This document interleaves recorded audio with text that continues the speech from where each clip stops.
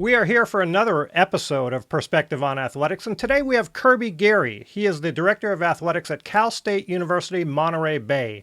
Kirby, really appreciate you taking time out of your day to join us. Thank you, Mark. I appreciate the opportunity and really look forward to being a part of it. I've watched your videos before, so I feel fortunate to be a part of it. Thank you. You're the one that's seen them. All Yes. right, you're the one. No, Yeah. this is great. I appreciate you saying that. But this is going to be a fun conversation. We're going to talk about some really interesting things that you're doing down there at Cal State Monterey Bay. But before we do that, we need to learn a little bit more about you and understand your history a little bit. So can you give us kind of a brief bio sketch of your career path and how you ended up in the position you're at today? Well, I'll try to be brief. I grew up in South Dakota, so I'm a long way from home. Grew up in Sioux Falls, South Dakota. Grew up a gym rat, though. My father is still coaching and teaching in the high school in Sioux Falls. Both my parents are educators, so grew up in a family around sports. Grew up as a gym rat, and really, truly thought I wanted to be a head football coach because I wanted to be like my dad. I still want to be like my dad, but I chose, chose a path that got me away from coaching. But played football. Went to school at the University of North Dakota in Grand Forks. Played football there. Ended up being a GA in football at the University of South Dakota, where I got my master's. And so I was taking that path as a college football coach. Then got married to another coach, to be honest, and then things changed, right? So got some great advice at one of our moves. We moved from Vermilion to Pocatello, Idaho, so we moved to Idaho State University. And at that moment, we moved there for my wife's job in volleyball. And the new AD at the time was by the name of Jim Center. So he basically called me into his office and said, look, you guys are not going to coach at the same time at the same place. It's going to be hard.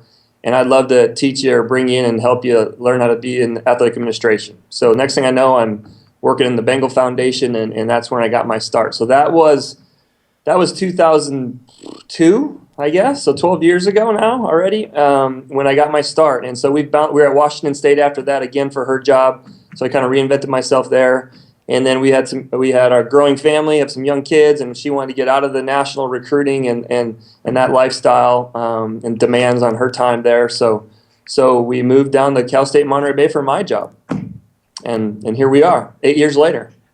Now, what's interesting is that you came to Cal State Monterey Bay in a different capacity. Yes, sir. And you moved into the AD's chair relatively recently. So what did you come in at, and when did you transition? Well, and again, it's a small, in terms of perspective on athletics, it's a small world. So even getting here, Howard Gothier was the outgoing athletic director at Idaho State. We met him when we first arrived, and he was the AD here. So he hired me to come in as the marketing coordinator. We had some ideas on a camp program, so it was really marketing coordinator and camps. And then there was some transition, and actually on Howard's departure, I think it was at that time I got elevated to an assistant AD role. We have a new AD coming in. So my role, I guess, since I've been here, I've just tried to do the very best I can. I was certainly still new to athletic administration, but the beauty of being at Monterey Bay is that everything we've done in our time here has been brand new. I mean, it's a new school. We're just in our 20th year as an institution this fall. So starting a Division II athletic department, who really gets to do that, in terms of, and then every aspect is involved. So being on the marketing side, that got me involved in the early website days, and for us, and the camp program actually led into really a good transition to what we've done. I think a good job here with our youth camp program and sport camps, and how that's built into a little bit of a following now from our local communities. So it's just, I guess it's been a natural progression, probably faster than I ever thought. I certainly wouldn't think I'm sitting here today as the athletic director when we moved here 8 years ago.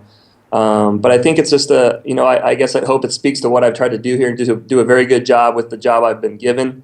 Always going above and beyond and trying to be resourceful on campus. And, next thing I know, here I am. Well, still. It seems very fortunate on your part that you were able to get your first AD job at the same institution you're already working. Many people seem to have to venture out and go someplace sometimes not so desirable, maybe, to secure their first athletic director position. You've been able to do it at the same institution. That must be kind of special. But also, was being an AD something you aspired to from the get-go, or did it kind of just evolve into where you are today?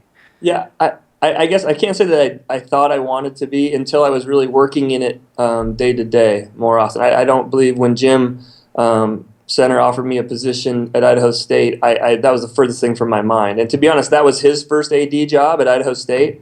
And we had a lot of conversations in that year about, so you want to be an AD? I mean, and he's still a mentor to this day. And you know what? Today, I think he just got a new job. So he's an AD at the Citadel now. So, but we had conversation all the time. So Kirby, you want to be an AD? So, I mean, he was dealing with things. And so that was the first time, my first real experience being a part of it.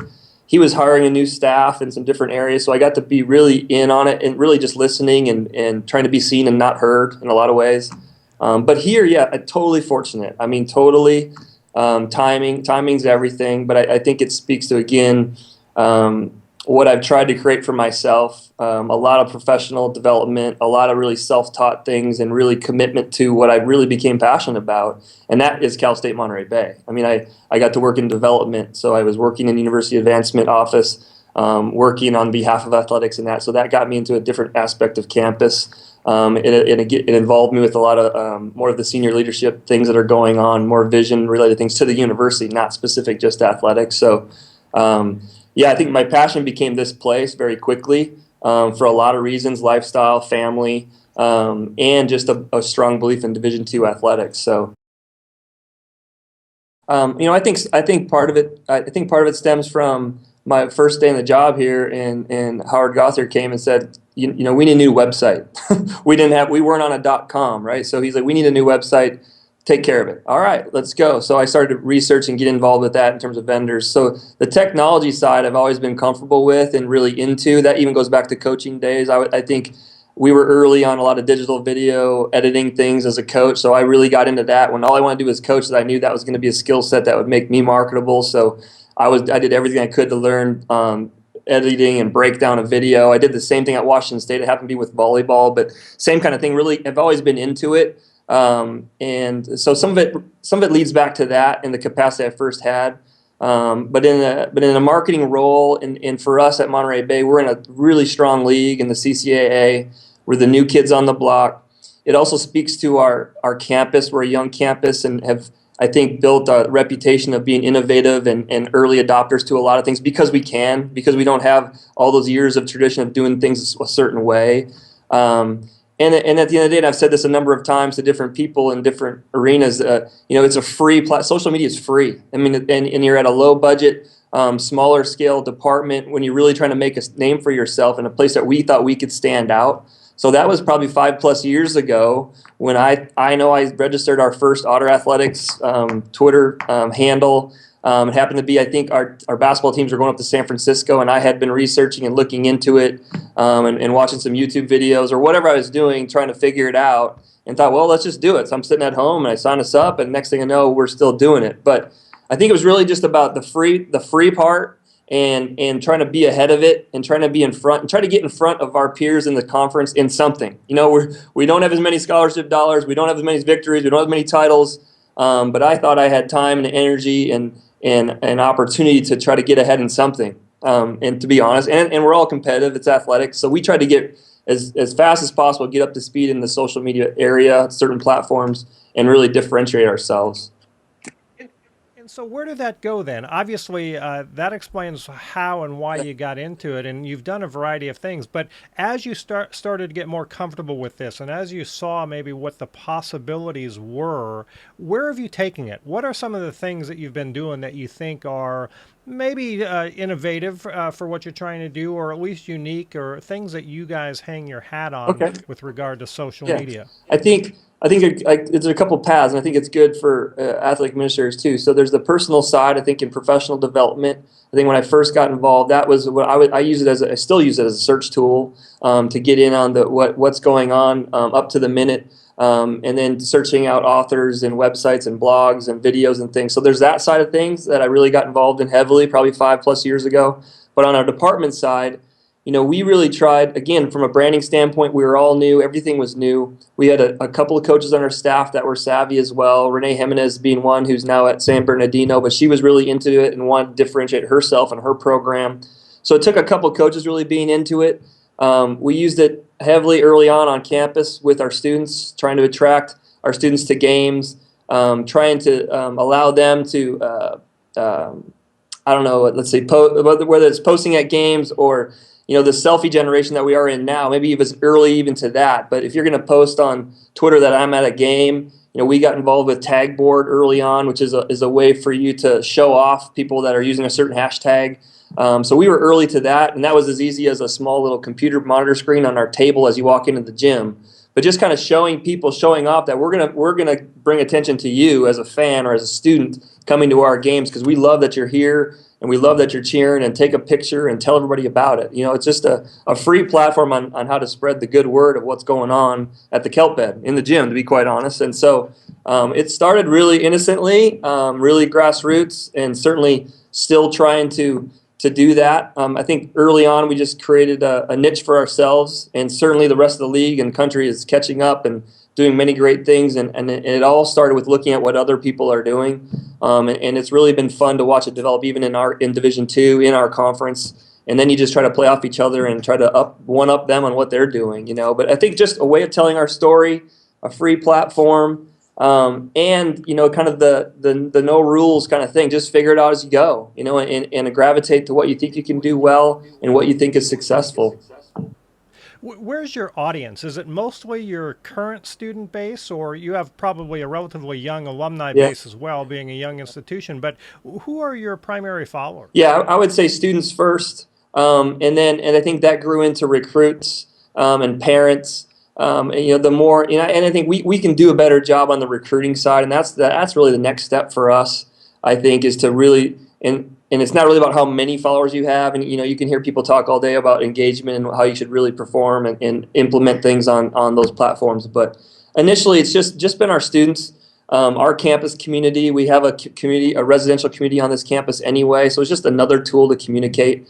But it certainly starts with parents and students at our level. Our local media, it's been really good for us, and I guess this is getting back to how you asked how you use it. Our local media we don't have beat writer necessarily that's assigned to Monterey Bay to come watch our teams, but they're on Twitter and they're going to retweet and they're going to see our stories on Twitter, and maybe then they're going to know there's a story and come to campus and interview us or talk to our students. But we've found it as a way to reach out to them, to our traditional media, in a non-traditional way to at least get it on the radar that we have games and here's what's going on and here's a great story. And they've been really involved in that aspect, because they don't have to physically be here to do it, right? So that's been a good thing.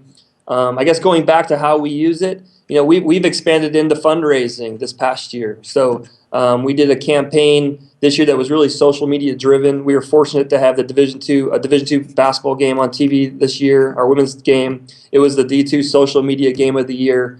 So we had a lot going on around it anyway. And then we added on a short 36-hour campaign. We raised $10,000 really through the power of email and social media and text messaging, actually. So.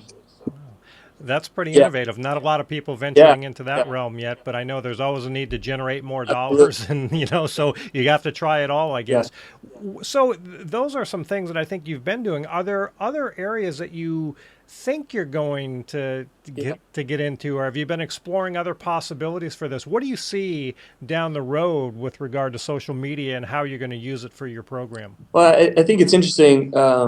To kind of the ebb and flow of it, because everybody wants to get on everything because everybody's doing it, and then what do you do, kind of thing. So I think for us, and we've been saying it a lot, we actually have a position open in athletic communications right now, so it's been fun to see the difference in applicants, because we've really tried to flip it and really look at the storytelling aspect more and get away from the box scores. So really where we're going to take it is really what you're seeing a lot of maybe big departments doing and companies doing, and trying to brand themselves and do the storytelling. At our level, it's hard. You have to have some basic sports information, nuts and bolts things done by your staff members with stat crew and box scores and all that. But if we can bring someone in and really help push us into that more feature-related, tell a story of our students, tell the story of our growing university, see the behind-the-scene things, really just more of a branding and identity and awareness aspect, not so much about who scored how many points and what the final score was and, we're playing here and there, and really get into the engagement part more. So if we take it there, I think that brings more of a recruitment aspect to it, and really showing off our location. Why would we not show off that we're in Monterey Bay and that we're looking at the water and at the beach every day? So And we have a lot of action going on campus. We have buildings coming down. We're on a former military base. We have buildings coming down. We have new buildings going up. We're scheduled to grow a bunch in the next 10 years as a campus. So I think there's a lot of great stories to tell, a lot of image-friendly stories that we'll be able to tell, which plays really well on social media. Yeah. Is there a downside to social media? There's been, over the past few years, you hear stories about student athletes and maybe inappropriate use, and there seems to have been a lot of attention paid to that aspect of coaches and student athletes, training them or what's appropriate, what's not appropriate. How have you handled that on your campus? Well, we last fall we actually had our first real guest, on-campus guest in terms of an expert on social media, Kevin DeShazo from Fieldhouse Media. I think he's been a guest of yours. Has really been an outstanding advocate and educator in the space for all levels of schools, but I think particularly at the small school level initially, and now he's growing, of course, his business. But we brought him in to talk to our student athletes and coaches a year ago, and really we need to do a better job of that. I think that's an ongoing thing. In terms of students, I think you're going to see it be more in the curriculum of every day, I would hope, because we talk a lot about it's your new resume as a student. If you're trying to get a job 4 or 5 years from now and you're in college, what you're doing on social media, people can see you. They're going to, and it's not all private, regardless of what you do. It's not all private. It's all out there. So we talk about it, and I think the best thing to do is talk about it and make them aware. But we can do a better job with our head coaches, which then I hope would trickle down to their teams, and then continue to have, bringing folks in and bringing in experts and just, constantly trying to educate, because that's our main role here, really. What else are we doing except preparing them for their career and their life? And it's not going away. Social media is not going away. The platforms, the names might change, the tools might change, but the general idea that you have the opportunity to really improve yourself and brand yourself in a positive light or in a negative light. Every day you really do, and getting that message across to our students is critical. We've just been really light on it. Some of that has to do with funding and budget, but I think we talk about it more. We can do a better job of that. And really, again, talking about lifetime things, talking about career things, talking about the next 40 and 50 years of their life, not so much about right now. The one advantage we do have, I would say, at a small school is that we don't have ESPN cameras chasing us around, and there's not this particular fishbowl mentality really here. They're not looking for this story. Our local media isn't looking for student athletes not acting well on Twitter, which they're doing that at other places. So there's a benefit to the small part, as you, I think, obviously know. But that doesn't mean we still shouldn't be educating. It doesn't mean we still shouldn't be trying to get them in a good light. So we should be monitoring. We should be, we should have the microscope on them, like ESPN is following them around, because you never know.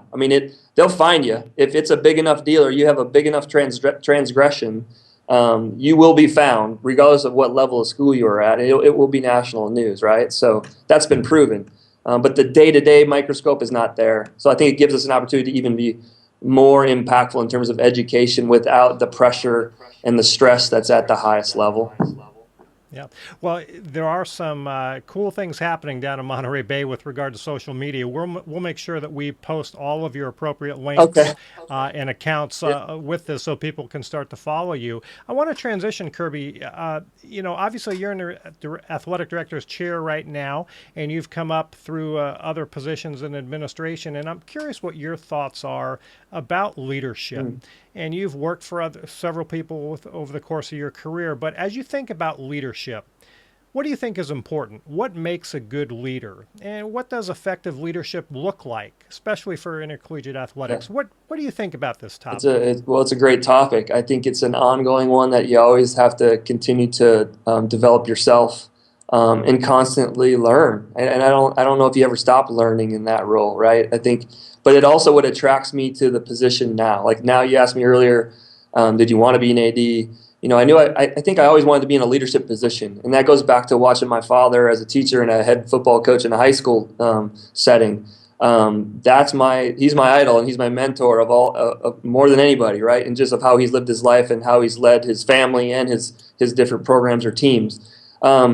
Effective leadership, I'm really getting into it even more now, because here I am sitting here, and I realize that I really don't know what the heck I'm doing on certain days when it comes to managing people and being in a leadership position. But I would say really critical to it is knowing who you are. I really believe that, because you can read and and watch and learn on how other people do it. But if you don't know who you are, you really can't implement ideas and thoughts that other people have on how to do it. You can't be somebody else.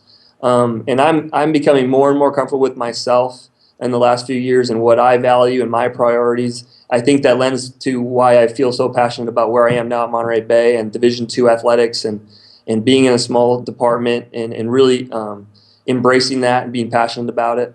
But I also think it also lends itself to, again, being at an institution and becoming the AD. I'm not going to flip a switch and be a different person because I'm the athletic director. And so I think that was easier. I don't know what it would be if I would go somewhere else to be the AD, because then you know it's a blank slate. I certainly wasn't going to change who I am. I feel like I've created a niche for myself on this campus, being who I am, so I didn't want to change that. But knowing who you are, I think, is critical. Maybe that's too simple, but I think it's an important thing to talk about. And I think in this day and age, I think you have to be transparent, and I think you have to be in the trenches with them, regardless of where you're at. I truly believe here it's a small department. We have a small staff. There's no reason you can't be shoulder to shoulder with everybody. You're not sitting in a different office in a different building, not having daily interaction with your staff. So, I mean, again, maybe that's why I like the small school environment. But I think you have to be right there with people and not ask people to do things that you haven't done or aren't doing yourself.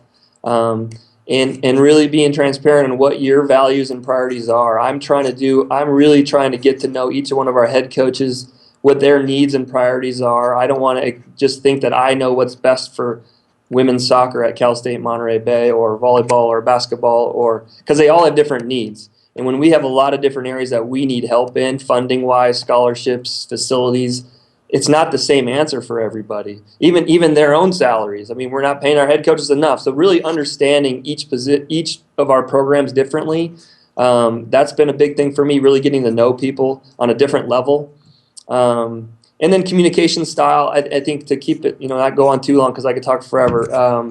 Communication style is really important. Again, knowing who you are, how you can best communicate to folks. I would say social media, going back to that. Tim Selgo at Grand Valley State, I think, is an unbelievable role model for Division II athletic directors, any athletic director and leader in the country, really. But for our level, what he's built at Grand Valley over his time and what he's sustained in terms of a career is really, I admire what he's done there. I heard him speak to being present at NAFTA. You don't underestimate the value of being present for your student athletes and for your coaches, being at a game, the value that has for them.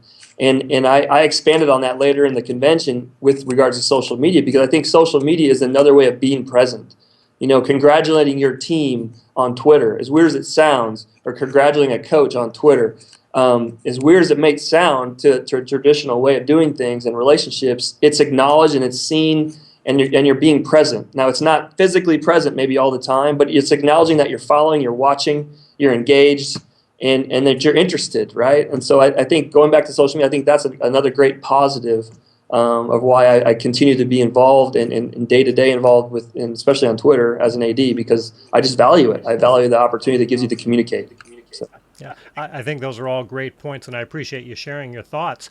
On a related topic, there are, as we look across the country, there are literally hundreds of graduate programs in athletic administration, sport administration, and each year there are these thousands probably of graduates looking for their job in athletics, and they want to break in. And the reality is there's far fewer jobs than there are people looking for them. So I'm sure you have these types of conversations with students from time to time. What's your advice for somebody that's looking to get into the industry or advance their career in the industry?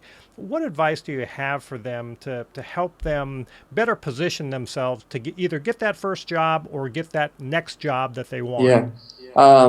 You're right. I am getting even more now in the position that I am. I didn't know we had so many students wanted to be involved in athletics until you're all sitting in the AD chair, and then they all want to be involved apparently. But I think looking for opportunities, I think not being afraid of getting to work and whatever the level it is. And it's just the way I grew up in an agricultural family in South Dakota, that you just put your work in, right? So I think some of those traditional values of work ethic and energy and passion to do something, I think that's the number one thing that I start. If you really want to work in athletics, really, how badly do you want to work in athletics? Because here's the reality of it. None of us are there. I mean, maybe they're watching ESPN too much in terms of people getting rich working in athletics, but you have to be into it. You have to be passionate.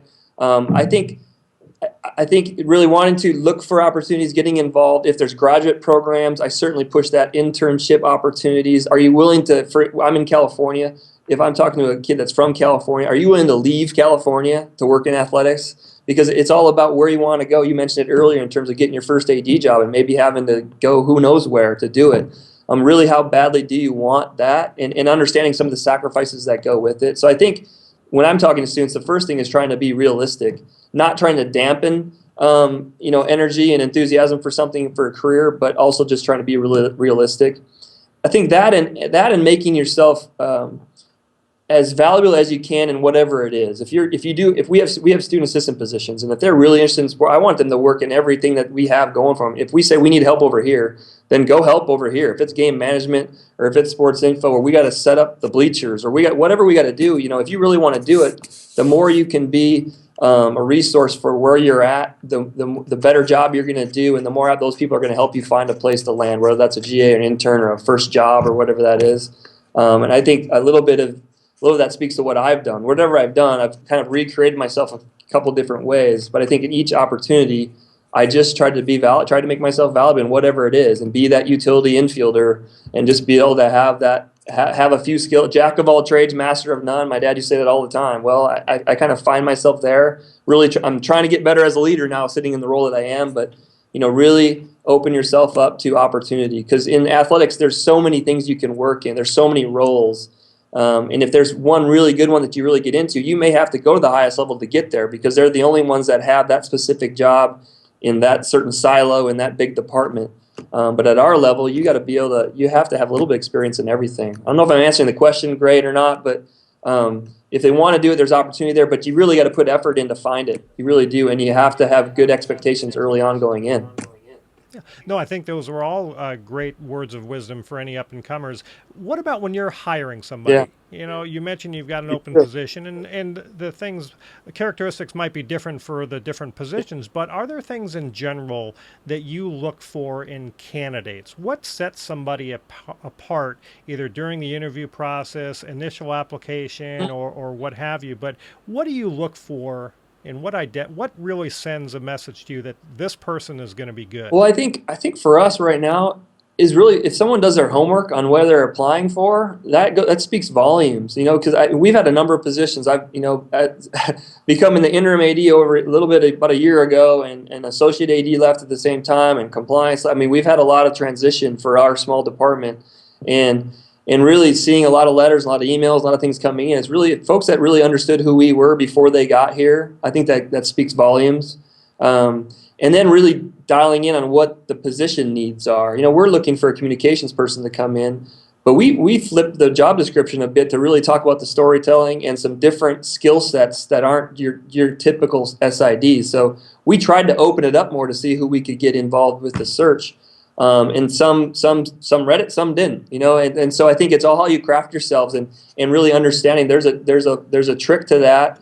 I wouldn't say trick because that maybe seems deceptive, but there's a skill to that on crafting your resume, your bio, your intentions, your experience to the position that you're applying for. If you're sending out the same resume and the same cover letter to any kind of level or every job that you have, I think you're limiting yourself. So I think that's the one thing that sticks out right now. Yeah. No, I think that's great. Those are all good words of advice that people should take to heart. Kirby, we've come to the end of our time. Oh, wow. But, see, time flies when you're having fun, but hopefully you'll come back and join us again, and we can follow up on some of the cool things that you're doing with social media a year from now. Cool, perhaps, that'd be great. I would love it. Great. Well, thanks again for your time. This has been Kirby Garry, Director of Athletics at Cal State Monterey Bay, for Perspective on Athletics.